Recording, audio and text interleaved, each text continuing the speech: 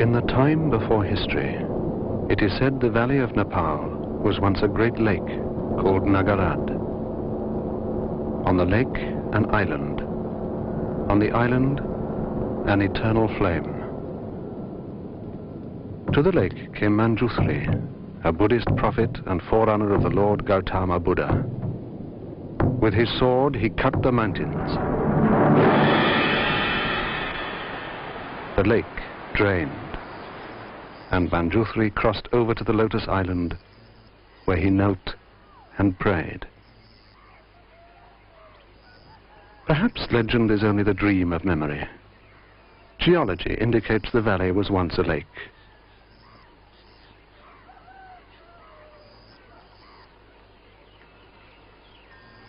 Swayambhu, a shrine beautiful and sacred, now stands where the flame once burned, on a hill overlooking the valley and capital city, Kathmandu, heart of Nepali life and spirit.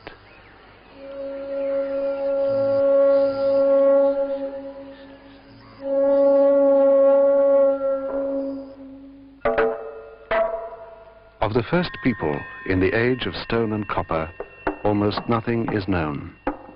Of the people today, 100 tribes and dialects: Limbu, Gurung, Kirata, Sherpa. In their faces, a pattern of Asia.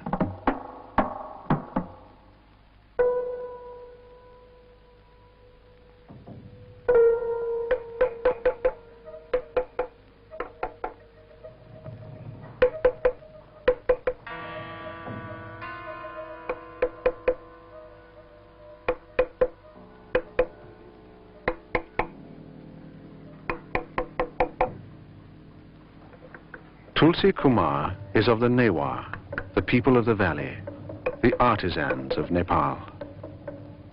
One of only 3 men allowed to perform this task of ritual and creation. For at this moment, chosen by prayer and astrology, the work he does becomes a pulse beat of wakening life.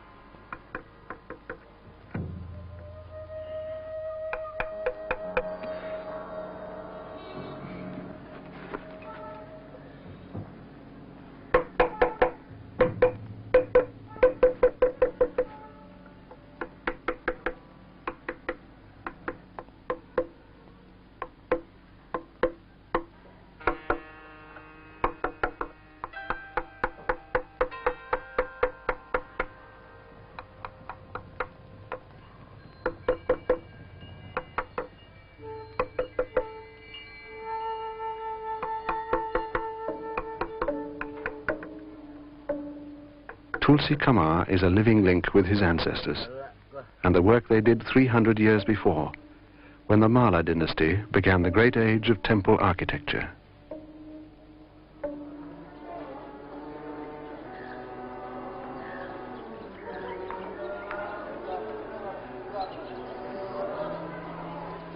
In the 16th century, the Malla kings made the Kathmandu Valley the focal point of their culture. 3 cities: Bhaktapur, Patan, Kathmandu.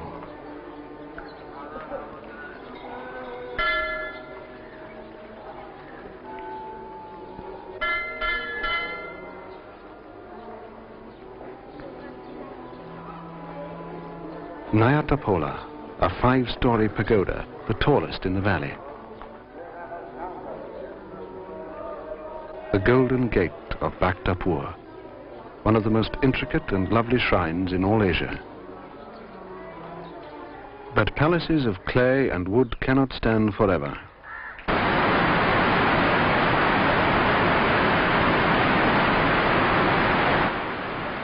The Kingdom of Nepal is 500 miles long by 100 miles wide, set in the foothills of the Himalayas. Its hills and valleys are like corrugated iron. Travel is from north to south, not across, but through. up the mountains till the roads become tracks and the bridges rope walks.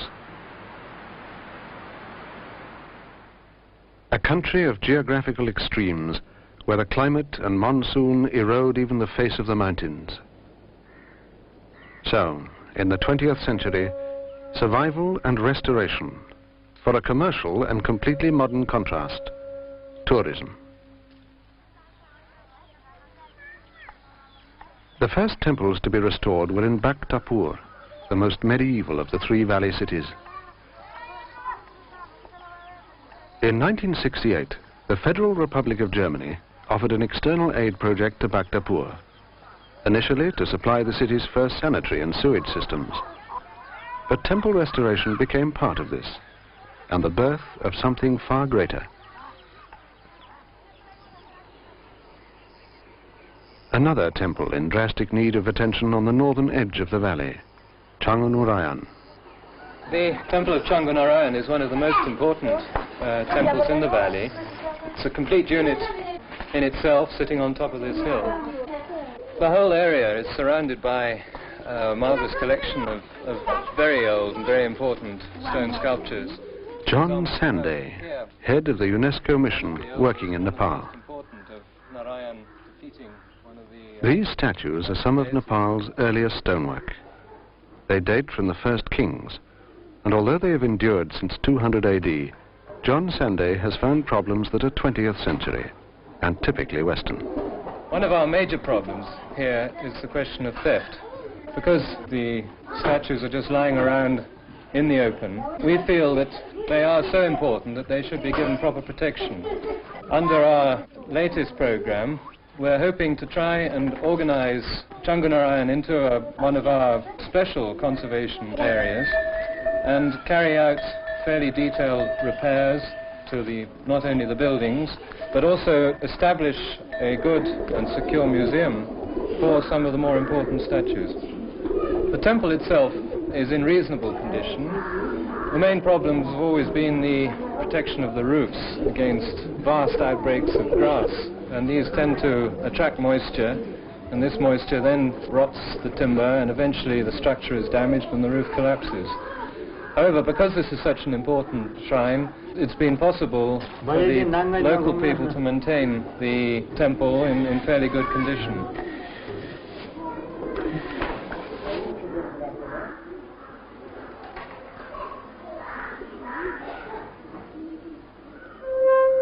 This statue in the courtyard of a Nepali village is a representation of the leaning Buddha. His neck is a tethering stake for cows. The dogs urinate at his feet. But the dignity and placid grace are still there, here in this place, when he was fashioned in the 5th century. The standing Buddha, garishly painted to try and restore the former beauty, 1400 years ago.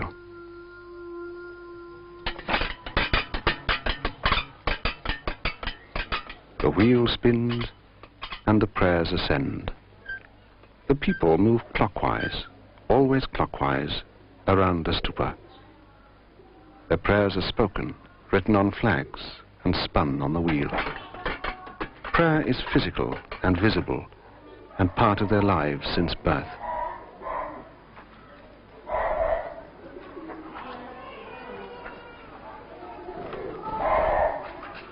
Buddhism itself began almost as a protest to Hinduism and rejects the class system of the latter. But here in Nepal, the two come together in harmony. Every Buddhist stupa has at least one Hindu shrine. The temple is built to a sacred pattern. The teachings of Buddha are interpreted in the structure. 13 tiers, topped by an umbrella of polished metal. Each golden ring symbolizes a different heaven and the long path to enlightenment. On all 4 sides, the eyes of Buddha, a temple feature unique to Nepal. Bodhanath is only a mile away from its great Hindu counterpart, Pashupatinath.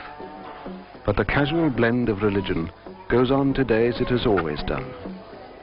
On the dome of the Buddhist temple, the monkey is a tolerated intruder, A mile away, he becomes the sacred, inviolate child of Hindu religion. Pashupatinath is the Hindu guardian spirit of Nepal, Lord Protector of all creatures. And this shrine, named after him, is the holiest in the country.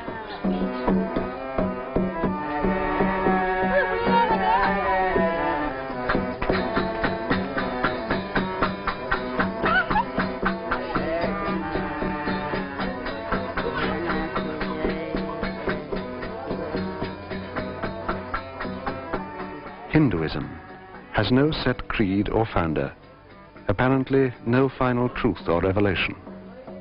A myriad diversity of moral creeds and deities. Gods of the Hindu pantheon are numbered in their dozens. But through it all, there is an underlying bond of obedience to one's caste and the scriptures, the Veda and the epics.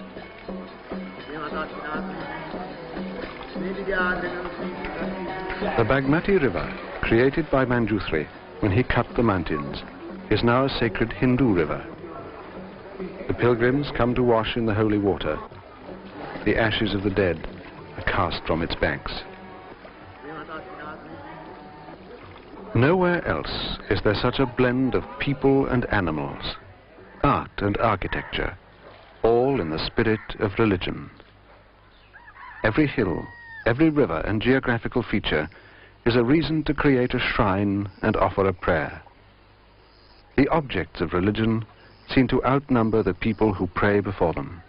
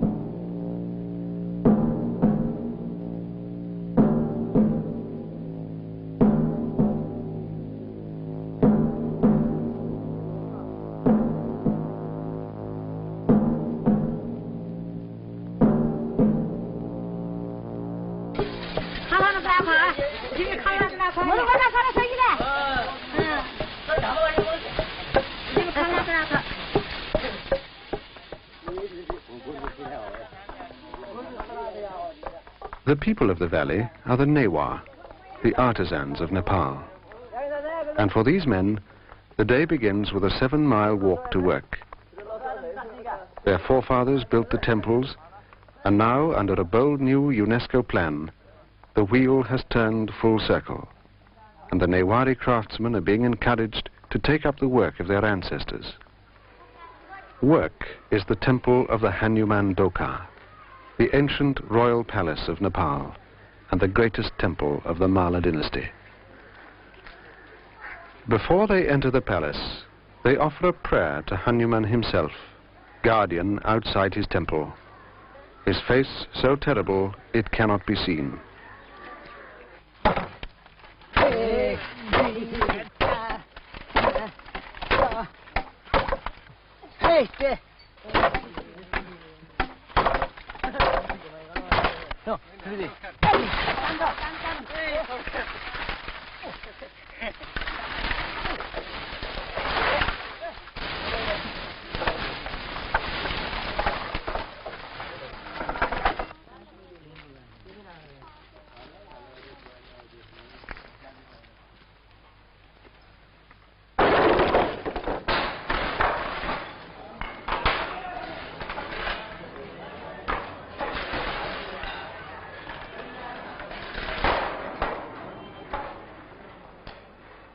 A network of bamboo poles girdles the restoration site, lashed together with hand-twisted rope. What is happening at Hanuman Doka is both restoration and revival. Basantapur Tower, the greatest, was the first to be restored. Now it stands again, proud and flamboyant. There, and at Kirtipur Tower, more than 80% of the general structure has been replaced by the 100-strong Nepali workforce. Other temples wait their turn. Lalitipur. The roofs will be lifted. Doors and windows removed in whole sections. The walls reduced to their component bricks so the rotten fabric can be cleared away and the restoration proper begun. Hanumandoka will not just have a facelift, it will be reassembled, literally piece by piece.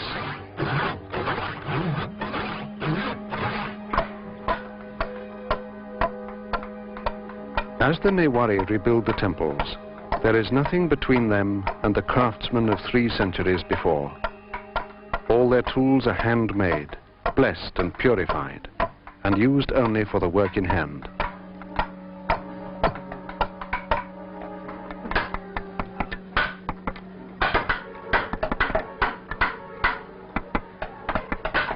Restoration is foremost, but some of the statues and struts are too far gone to be saved. So replicas are made, cut, chiseled and fitted into place. There are no nails or iron joints. The new becomes part of the old, and when the wood weathers, the face of centuries will be on the temple again.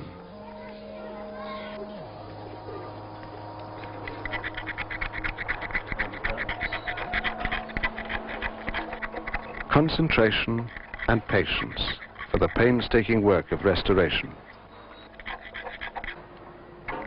The statues that can be saved are first cleaned of all dirt. Sometimes more than 8 layers of paint have to be removed. Hands, mouth and body are cleaned, then lightly brushed and coated with a chemical preservative.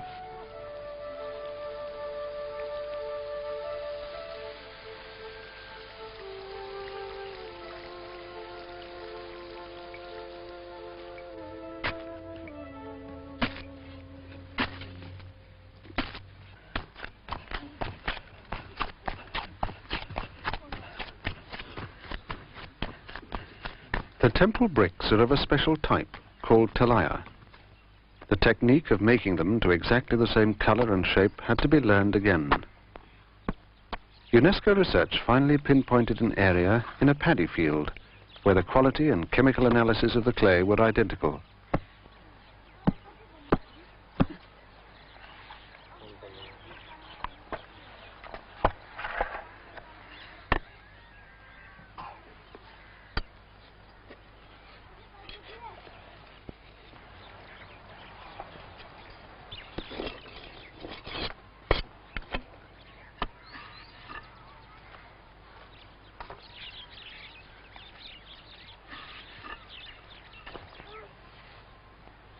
The completed brick is trimmed at an angle, wetted and glazed.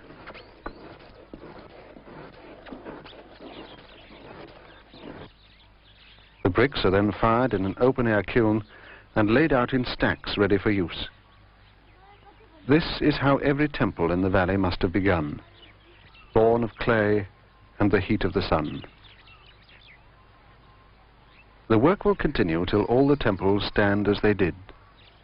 And the artisans from the small village guilds will do the work themselves, just as their European counterparts built the great cathedrals. One of the hidden influences behind this revival of art and skill, why this man sits in his doorway and the Newari artisans walk 7 miles to work every morning, is tourism and the thrusting reality of the 20th century. These will not go into the temples. They will be sold in the bazaars and marketplaces, not by the quality of their workmanship, but simply by the weight and value in metal. The trappings of Western civilization came to Nepal with the Rana, a dynasty of hereditary prime ministers. The medieval kings had built the palaces and temples. In the 18th century, the Rana usurped their power and built the banks and government buildings.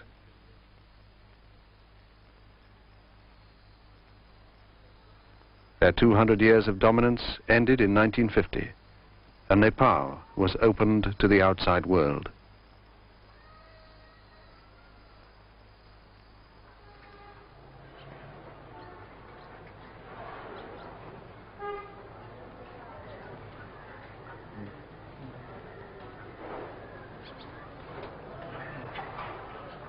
The statue is ready. Ready for the final ancient ritual that will give it spirit and life.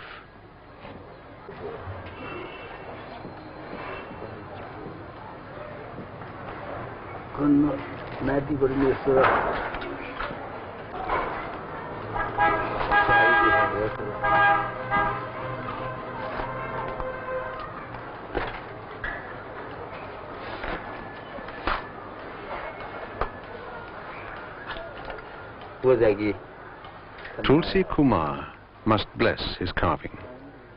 The eyes are open, but they must have vision.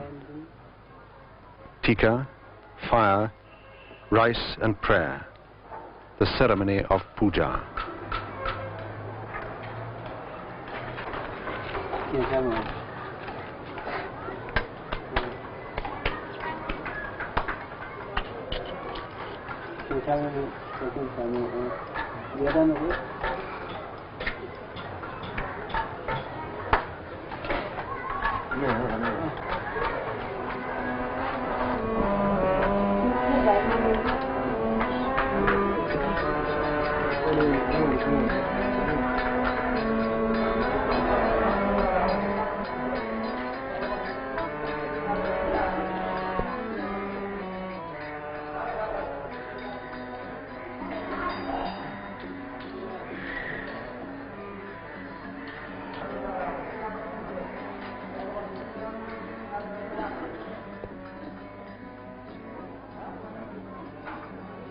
For hundreds of years, festivals symbolize a life force of Kathmandu, of religion and spirit.